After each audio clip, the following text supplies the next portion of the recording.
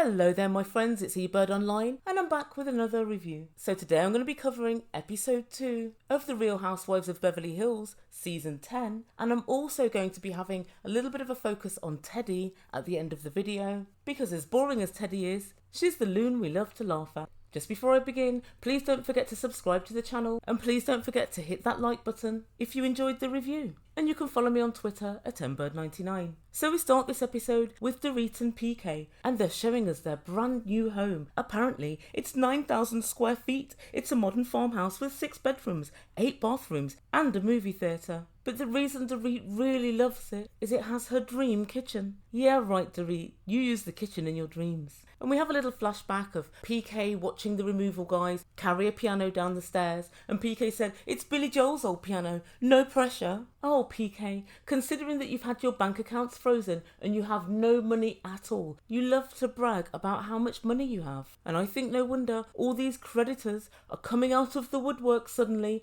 because they're watching you week in, week out on The Real Housewives of Beverly Hills bragging about your lifestyle. So in the confessional, one of the producers asks Dorit, "Why is the house only in your name?" What? Yep, apparently guys, the house cost just under £7 million, but it's only in Dorit's name. How interesting. And I'm not sure where they would stand under American law, but definitely in the UK, if you buy a house and you live in it together, it's considered joint property, absolutely irrespective of where the money came from or who actually put the money into the property. So I really don't think that would fly over here.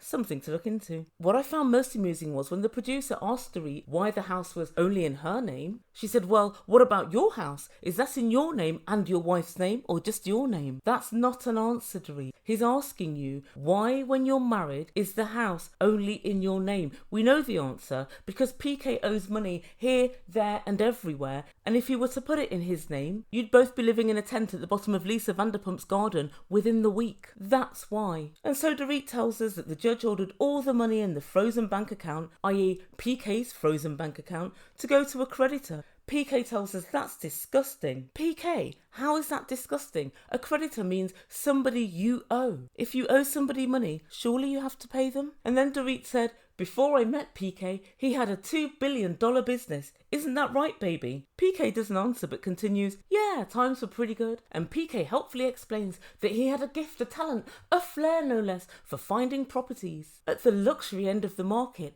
and he made billions in his own real estate company. The only question I have for PK is, why have you stopped doing that and started managing talent and fashion designing and basically being an extra for Lisa Vanderpump and Andy Cohen? I don't understand it. If you were such a talented real estate broker, there's nothing to stop you from doing it now. Maybe you should go and ask Maurizio for a job. PK also tells us he had to have elocution lessons. He seemingly was also taught a new language. Bullshit. And then the producer asks PK, "How do you answer all of your detractors and all of your creditors and all of the people saying that you're a fraudster and that you have no money? How do you answer that?" And he said, "By knowing who I am." By knowing who you are. Oh my God. Yes, we all know who you are. A confidence trickster, a fraudster, if you will. A person with a total lack of morals. And you're also an evasive liar, but not a very good one. And PK says he has all the money he needs. I'm sure you do, PK, if you die by tomorrow afternoon. But I have to say, looking around their new home, it's absolutely beautiful. And the Ebirds slightly gel. I guess if you're going to rob money from people, you may as well put it to a good use. And by the looks of things, this house is a very good use. And next up, we see Garcelle, one of the new girls, and she's at her new home. It's not quite as nice as Dorit's, but perhaps Garcelle paid for it herself. And Garcelle lets us in on the story of how she caught her ex-husband cheating. She said she was looking at his phone one day and a message popped up saying, "I love you." She asked him, "Who's this?" And he said, "I've been seeing somebody." And she said, "How long for?" And he said, 5 years. They'd only been together for 9 years. But Garcelle proves she could be a fiery one and a delusional one, because she tells us she wrote a long email to all of their friends and colleagues. He was an agent and she was an actress, so I'm guessing in Tinseltown everybody knows everybody. And she told everybody he was a massive cheater, just like Tiger Woods. Not quite like Tiger Woods, Garcelle. Tiger Woods slept with at least 30, how can we say, less than stellar looking ladies. Your partner had a love affair with somebody else. Slightly different but who am I to split hairs? But then she explains of her absolute horror as the email was leaked to the press. Garcelle, the email wasn't leaked to the press. You sent the email to dozens and dozens of both of your contacts. That's not leaked to the press. You may as well have sent it to TMZ yourself. And it does show me that Garcelle has the capacity to be fairly delusional. Imagine something getting leaked to the press when you just told 250 of your closest family, friends, colleagues, and probably haters. Oh, Garcelle. Meanwhile, Lisa Rinna's going on a walk with boring Teddi. And Lisa, who's the human answer to the question, how do I block you in real life, tells us she's having problems with both of her daughters, and this is the ongoing problem that they've been having with, I think, eating disorders. And I also think there's a hint of depression or something there as well, or anxiety maybe. And Lisa tells us that people say it's her fault. But I always notice when Lisa's talking about these issues, she always says, it's so hard. Life's such a challenge. Things can be so strange. There's no shame in being raw and real. And I guess she's trying to appear like she's saying something whilst saying nothing. But then I think it is quite a personal topic, and so I guess maybe they're saving it all for their psychotherapist. And then we go over to see Kyle on one of her first meetings with new girl Sutton. And Kyle says, I don't know Sutton very well yet, but I get a good vibe from her. What? Does anybody get a good vibe from mean girl Sutton? How do you get that vibe? Where do you get that feeling from? So they sit down and have a drink and something to eat, and Sutton explains to Kyle that she doesn't understand what leisure wear is. And for us to believe that, we'd have to believe that Sutton doesn't understand what leisure means. She knows very well what it is. She's doing her snooty southerner bit again, and then she lets Kyle know that she's got a new name for leisure wear, yacht wear. Oh right, so you do know what leisure means then, Sutton. Come on now. And during this conversation, Sutton makes several references to yachts and yacht rock and so on. And Sutton's very strange because we're reliably informed that she's massively rich and her husband's this hedge fund guy, her ex-husband. But it's really bizarre to me that she would be so rich but yet talk about it all of the time. Usually it's the nouveau riche that do that. Interesting. Conversation turns to Sutton's brand new store that she's opening in just a couple of days. Ooh, it sounds interesting. What's going to be in there? Fashion, antiques and silver things. It sounds like it's full of knickknacks and dog crap. And it sounds just the sort of shedizzle you do with somebody else's money. You know, that money that rains on you without you having ever earned a penny. That kind of money. This is what you do with that kind of money. Kyle bores us once again, and she lets us all know just how busy she is and just how much she has to do. Acting, writing, directing, designing. Is there no beginning to your talents, Kyle? Is there anything you can't steal? And then Kyle switches on full disrespectful mode. She says, I've been so busy in New York. I'm having such a great reaction from my new line. I just want to make sure that my clothes can be in your stores, and I'm trying to take full advantage of all the buzz around my fashion line. Kyle, how many times do I have to tell you none of this is yours? Please, when you're talking about this, at least have the decency to say our fashion line, our designs. It was just last week when you were looking at your designs, not knowing if you had designed it or not. So don't come to us and tell us this week that it's all mine. Enough of those pair of ball aches. We move on to Denise. And Denise, we find out, has a terrible disease. But enough about Erin. She's also got to have surgery for a femoral hernia. She said she put off going to the doctors for a whole year because it really hurt, and who the hell wants to know what that is? And that did make me laugh. And on the way to hospital, she said she was worried she might not make it. But she did. And she was in surgery for 6 hours. She said she had 4 hernias instead of 1. It must be all the laughing at Charlie Sheen's antics. Erin looked after her quite well, it seems. And Bravo filled their boots, filming loads of footage of Denise still woozy on all the drugs. How ethical, Bravo, how ethical. And in yet another quite strange meeting, Erika meets up with Garcelle. And they chit-chat about each other's lives. They both have sons around the same age, about 26, 27. And Garcelle lets us all know she's about to be a grandmother. Then talk turns to Erika's husband. And Erika says he's 80. And Garcelle's somewhat taken aback. 80 is quite a big number. But she tells us all, if I swam in the ladies' pond, it would be Erika's pond. There, I said it. And I'm beginning to realise that this is one of those annoying habits that Garcelle has. She said it last week when she didn't like what Erika was wearing. Yep, I said it. Garcelle, there's no point saying something and then right after saying, yeah, I said it. We know you said it. God gave us the gift of hearing and we heard you say it. It doesn't need to be doubled down on. We know. And then Garcelle was a little rude and she asked Erika what octogenarian sex is like. And of course Erika doesn't answer because she doesn't know. From their 20-year marriage, I think they've had 18 years in separate rooms. But then Erika tells us she's tired of having to justify her 20-year marriage to people. Erika, if you marry for for money, you kind of will be called out every now and then. And I have to say her husband is extremely charming and he still works as a lawyer full time. And Garcelle said, well, it's quite validating to know that that's out there. What you have is out there. Garcelle, if that's what you're looking for, the Ebird thinks you should get yourself down to Florida pronto and start circling those nursing homes. Perhaps attend a funeral or two. Grab yourself a widower. The opportunities are limitless. And next we get to boring Teddi.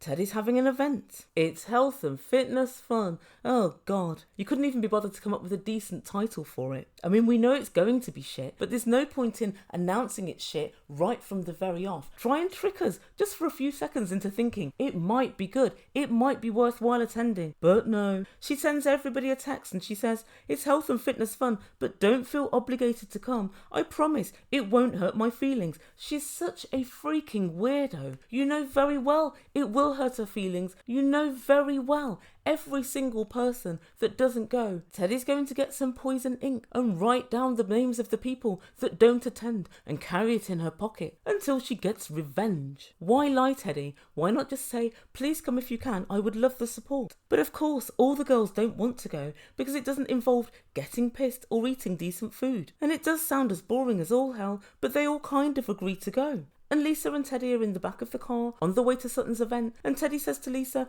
I don't care if you come or if you don't. And Lisa says, well, we want to come to support you. And Teddi says, well, at least if when people come, they don't cause any shit. And Lisa says, what happens if they do cause shit? It's just a kind of throwaway Lisa comment, and I don't think it really meant anything, but it sent poor Teddi into overdrive thinking, oh my God, my weekend of fitness, fun and health will be ruined if somebody causes shit. Any addition to this boring weekend will only possibly make it better. Take that from me, Teddi. Kyle could bring her dog to come and do a curly poo in the middle of the event, and that would make it better.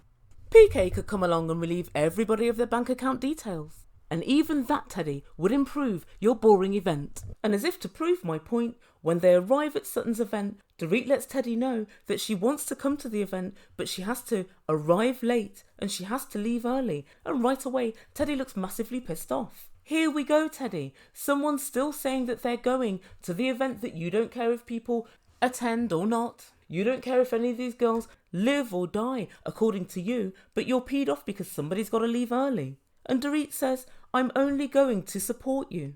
And Teddi, in not so many words, tells Dorit, your support doesn't mean ish to me. How rude. And she's massively digging herself into a hole. Erika raises her eyebrows and everyone's kind of like, what are you even saying? Not because we all want to work out from a new location 3 hours from where we all live, but because we want to support you in whatever boring business venture you've got going on. I just don't know what's wrong with Teddi. She's like a strange bag of nerves. I actually think that Teddi's saying to people, don't come, so that when nobody turns up or if people just drop out at the last minute, which these girls are sort of known to do, she can feel better about it saying, well, I asked them not to come anyway. But I know for a fact whoever doesn't turn up should sleep with one eye open because they'll be waiting for a Teddi backstab. And in other news, Erika's going to be Roxy in Chicago. All of the girls say, well done. And you can see they're kind of a little bit gel. And Lisa tells us, I was Roxy 13 years ago. It's the best role I've ever done. It's very strange, Lisa, because everything that you ever do, you always say it's the best thing you've ever done. I guess at least she's enthusiastic. But what do you guys think to Erika being Roxy in Chicago? I actually think she'll be quite good, but I'm not really sure about the acting part. Her voice is quite monotone and I think that's going to need quite a lot of work. But I guess she can't be any worse than Catherine Zeta-Jones. Then Erika turns on the waterworks. Well, she's got one thing down pat, that's good. And she cries and says she would never have got anywhere without the support of her wonderful husband. And this is one thing I do respect about Erika. She gives credit where credit's due. When she looks amazing, she's like, yep, it's my glam squad. She always seems to work really hard on her shows and her looks. And that's the difference between her and Kyle. When she's bestowed with something great, she gives thanks to those who have helped her along the way or inspired her. And she doesn't try to immediately grab all credit for herself, whatever she achieves. Take notes, Kyle, take notes. And also Erika made me laugh because at the opening of Sutton's boutique, Sutton said, I'm wearing couture. And Erika said, I don't think that we have to announce that we're wearing couture. It's very elitist. And anyway, it still looks bad, which it did. And meanwhile at Sutton's event, the mayor of West Hollywood, which is about 12 streets as far as I'm aware, has turned up to open her boutique, and Sutton gets so excited. She's like, "Oh my god, you're the best looking mayor I've ever seen." How many mayors does Sutton know? Was Arnie mayor? No, he wasn't. I suppose he was governor, wasn't he? Was he mayor? I can't remember. But you can tell Sutton's going to be an amazing businesswoman because she took the opportunity not to tell people what kind of stuff she was going to have in her boutique, or not to do any kind of business focus on hours or days she's going to be open or what people can expect in the future. She took the opportunity to take the mic and ask the mayor why she gets so many parking tickets and why she has to park with her wheels pointing inwards to the curb. Sutton, that's not just a stupid rule. That's so if your brakes fail in any way, or if your car is shunted from behind, it doesn't turn into the car in front or turn into oncoming traffic. I direct you to page number 3 of the Highway Code. Where did they get this girl from? I don't know if we should bestow stupid people with money, should we? Should Sutton be made to give up her whole fortune to charity? I'm kind of thinking so at the moment. If that's her level of business acumen, that this is the conversation she wants to have in front of everybody that's turned up to her opening, it tells me she shouldn't be in business. And it's very funny because she said she's wanted to open this kind of boutique for 12 years, but her husband never took her seriously. Sutton, we don't take you seriously either. Prove us wrong. And that's everything for this week. So let me know in comments down below, do you think Erika's going to be good in Chicago? And do you guys want to see a dedicated video to Dorit and PK and their financial troubles? Or are you already bored of the topic? I gotta tell you, I'm slightly interested. And as I promised, I'm going to have a little focus on Teddi now. There's several things that strike me about Teddi. She's quite a disingenuous person. She's trying to convince everybody, I don't care if you come to my event or not. And you can see the look on her face when Dorit tells her, I'm coming to support you, but I'm going to be a little late and I'm going to leave a little early. She should just be happy that her friends are bringing the Bravo cameras with them. Because let's be real, if none of them turn up, do you really think the cameras are going to turn up? I certainly doubt it. And she knows good and well this is a boring event for most people.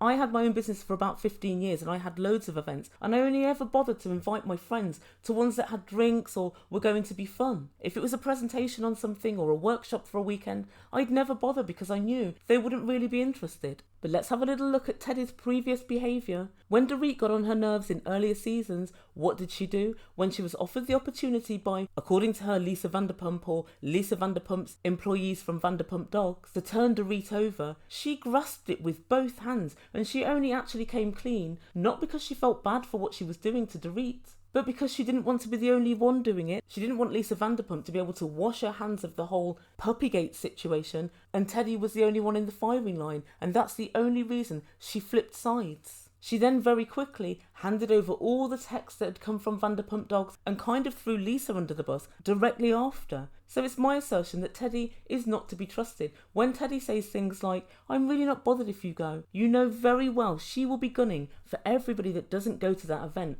and everybody that doesn't, as she sees it, supports her fully. She always says, I don't lie, and what you get is what you see. I'm an accountability coach, but she hasn't demonstrated anything that she's said thus far. So guys, let me know what you think. Do you think Teddi's a little snake? Do you think Teddi's going to have the knives out for anyone who doesn't attend her event? Garcelle's already said, yep, I'm glad I've not got to go, I'm out. But we know very well that none of the other girls want to go. But quite a few of them I think are going to go because they're scared of what's going to happen if they don't. Let me know what you think in comments down below, and I'll be back tomorrow with another review. Please, very quickly, if you're enjoying these reviews, please don't forget to hit the subscribe button, make Ebird a very happy Ebird, and also don't forget to let me know if you like the video or not. You've been listening to Ebird Online.